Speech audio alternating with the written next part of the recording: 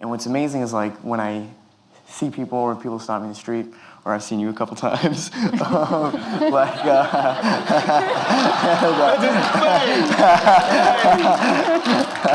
you think you're both kind of uniquely placed in that way? Kind of, you're born and raised in London, born and raised in New York, from these cities that there's nowhere like either of those cities in the world. Kind of, we're surrounded by kind of culture and diversity, and you meet with people on a daily basis that are not from your world in a way. And do you think that kind of shapes both of you as actors, having, has it made it easier because you've been able to connect from kind of birth with people from all backgrounds? I feel with me, it's like you just have to adopt different perspectives. Like my next door neighbours were Turkish, next ones were Irish.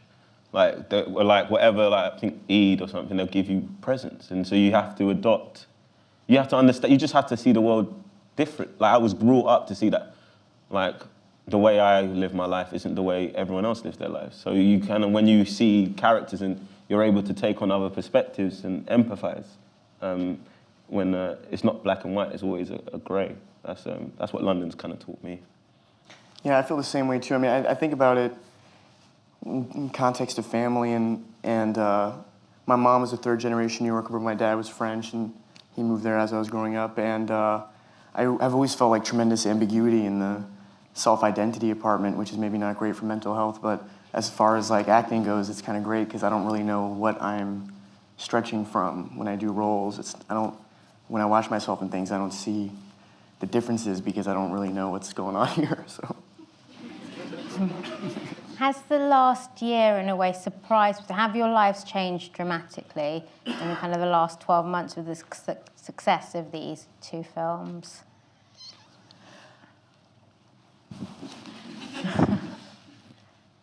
Yes.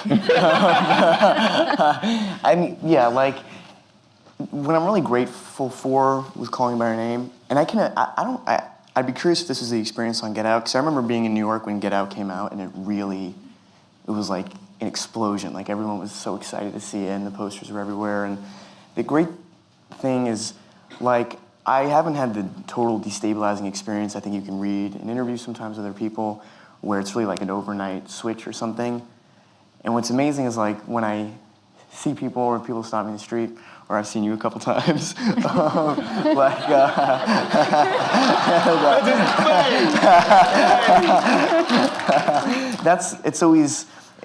hasn't been, oh, you're in that show, you're in that movie. It's, oh, you're in Call Me by Your Name, which is a book that really means the world to me. So you dream about that as an artist, really. Like, that's been really nice for me to experience, because I have seen people I've admired in interviews maybe not be so comfortable with that, but I enjoyed it anytime somebody's like, that they read the book or they like the movie. Where have you seen her? Where have you seen her? She was in London the last time I was here. All right. Yes. I did.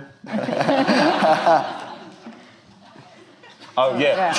My life changed, man. My life changed, man. No, but the thing is, I hide, innit? You told me you couldn't come back to London the first time after Get Out. No, I had to, I came You can go home, you can go home. I couldn't go home, like, because I went back to the States, so I was like, yo, like, I came out, I was like, what the, like, and then I always hide, innit? I go, like, I just don't really want to engage with it. So like now I think it's probably going mad in LA and I'm here, so it's great. So it's like, but it's just like, you kind of, because I don't know how my life's changed because it's gone up a notch. It keeps on going up a notch. And you don't know what is the new normal now, you know?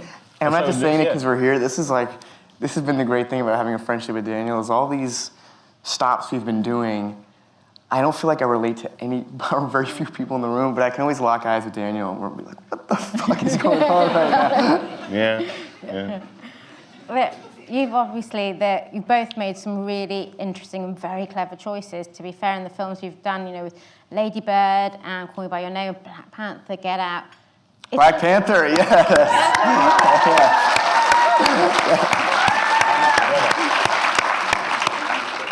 Are you nervous about kind of what you're going to accept and what you're going to do next? Is there a level now of expectation that, wow, this... Well, there's the Get Out universe and the Call Me by Your Name universe are fusing. And wow, nobody liked that.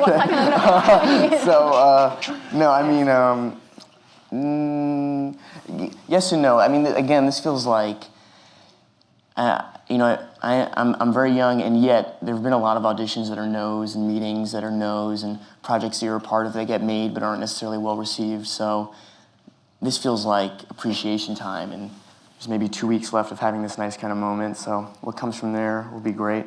I don't know. I find the one thing I keep in my mind is like, hey,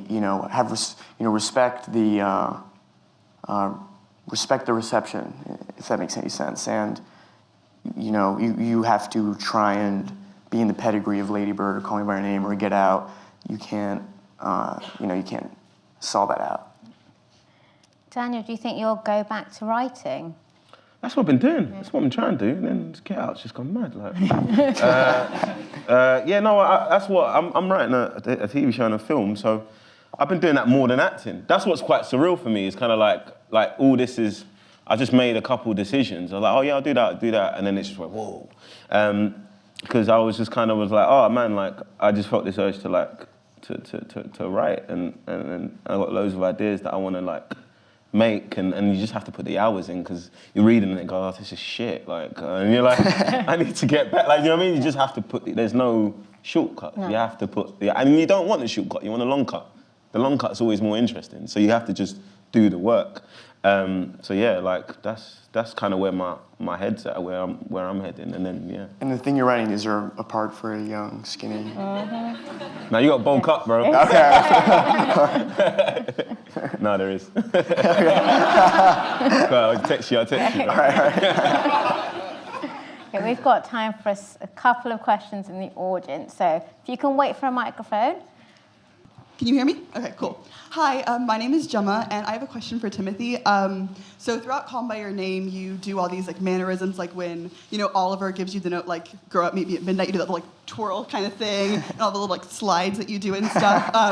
I was wondering like how you went about developing like Elio's like mannerisms, like the physicality of it, and also kind of the emotional psyche of him. Also, I wanted to say, I meant to preface this with like a kind of thing that she said, but thank you both so much for your incredible stories. Like, they're so relevant to now, and I immensely loved both of them. Thank you so much for everything. So yeah, sorry. Your question. Thank you. Well, the question, sorry.